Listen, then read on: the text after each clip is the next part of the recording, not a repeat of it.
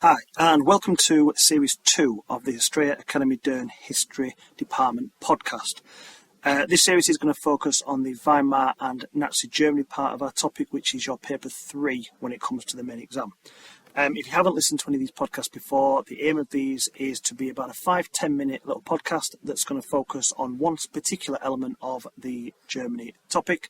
It's not supposed to replace your main revision. It doesn't take place of your cue cards, your timelines, your brain dumps, whatever you're using to revise. This is just to give you that little bit of an injection, a little bit of extra bit of nugget of knowledge on these individual topics. If you've not checked out the other podcasts that I've got available, then check out Series 1, which focuses on medicine through time and the Western Front, Series 3, which focuses on early Elizabethan England, and Series 4, which focuses on the superpower relations, i.e. the Cold War. Okay, let's get started. Let's do a bit of Germany.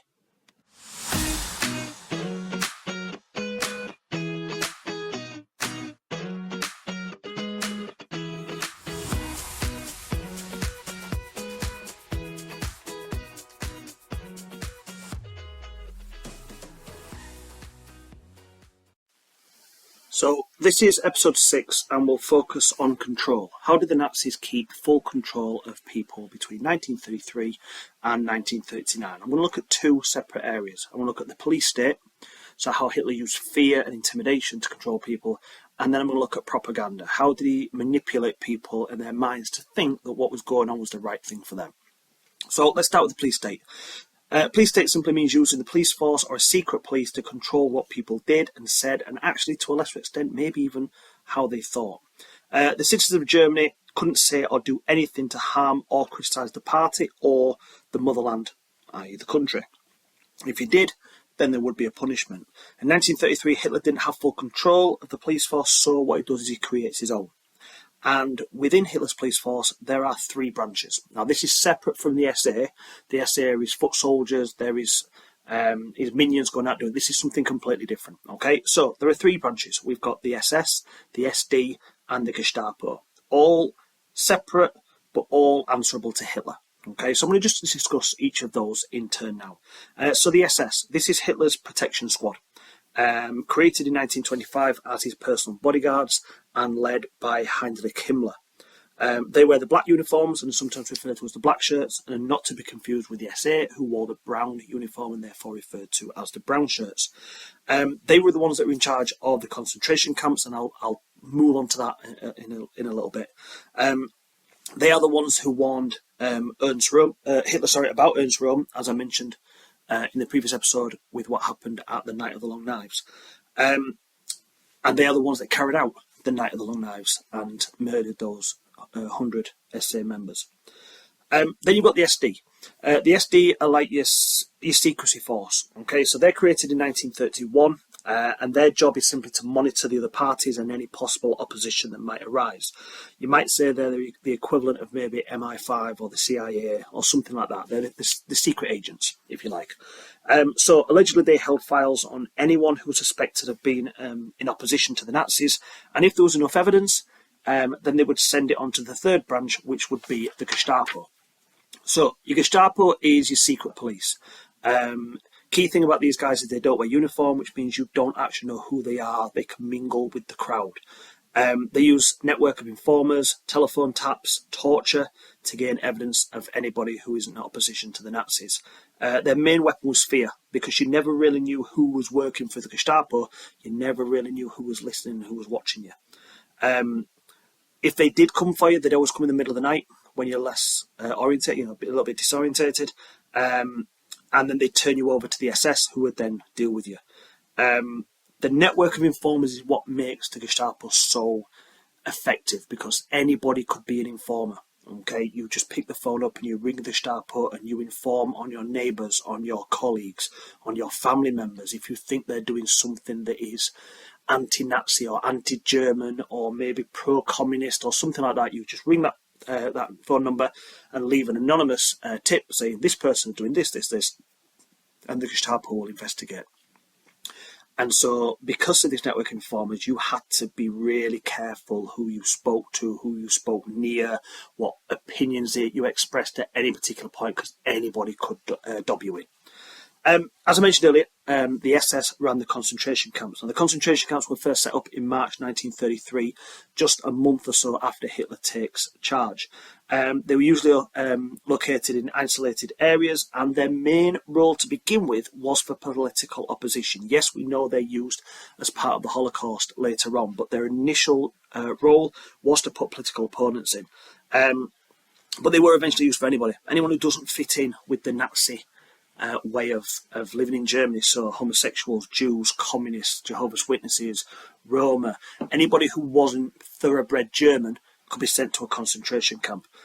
Initially, these places were a place where you would be re-educated, you would be taught how to be a good Nazi and taught why the views you were expressing were incorrect and why you should change. And you would be released if you were showing the signs of being a good Nazi. If you were, I don't want to use the word brainwashed, but essentially that's what we're talking about.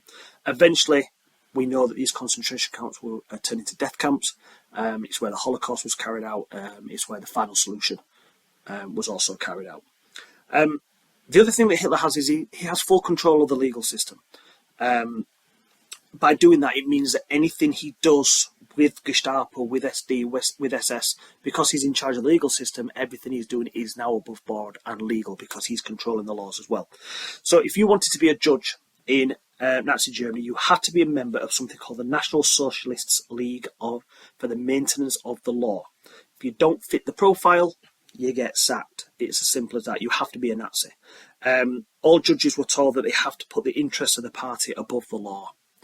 Okay, and trial by jury was abolished. By doing that, it meant that they had full control over what was going to happen within those courtrooms because the judge would make the final decision, and the judges were part of this Nazi organisation. So you wouldn't leave it to chance of 12 random Germans to make those decisions.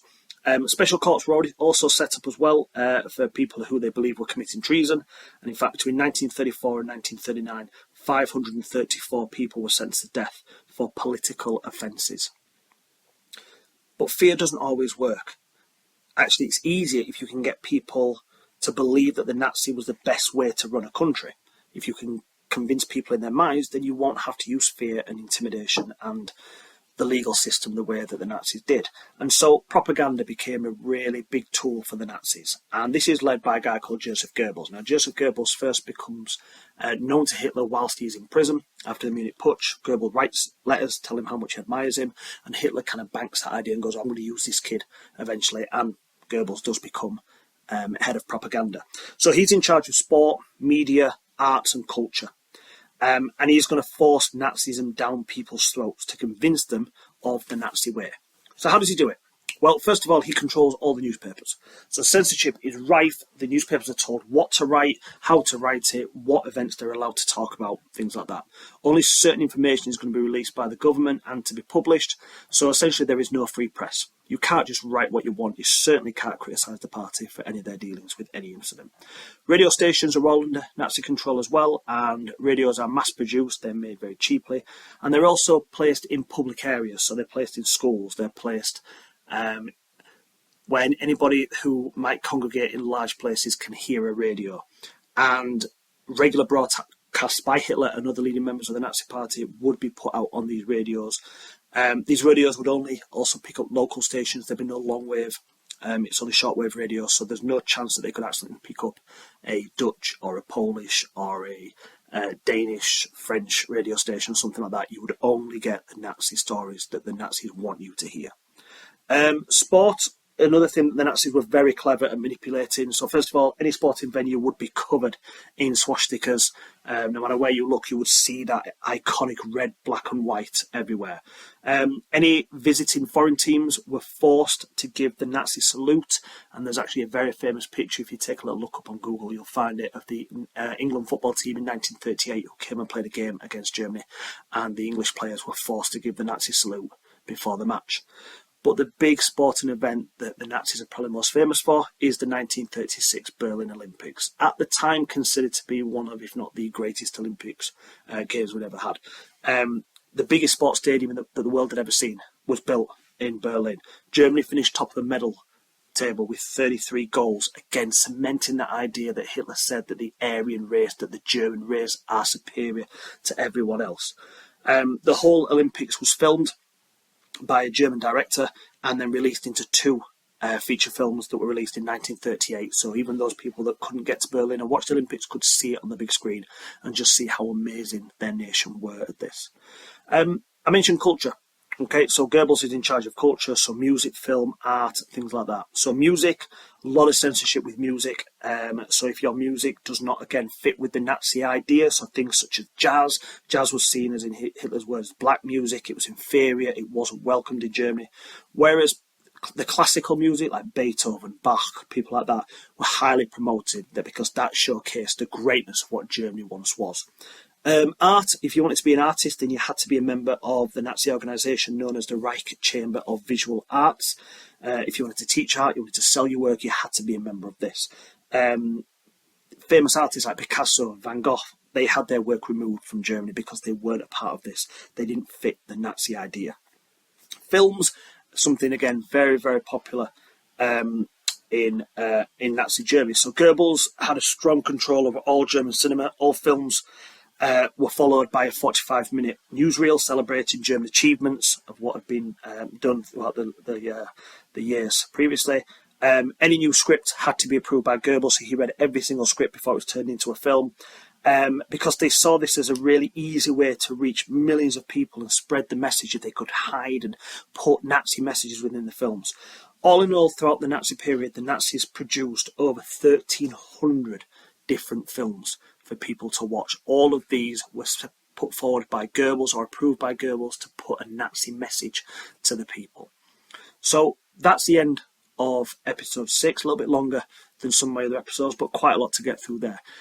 If you've found this useful, if you've enjoyed it, check out the previous 5 episodes on Nazi Germany. There are also episodes on Cold War and Elizabeth, and the episodes on medicine are coming for TikTok as soon as I can get them re-recorded, as they are a little bit old and need a little bit of a freshening up. Well done for taking revision seriously. Well done for listening to this. It is going to pay off. I promise you that when you get those results in August. Keep going, guys. It is worth it, and I'll see you later. Thanks a lot. Bye.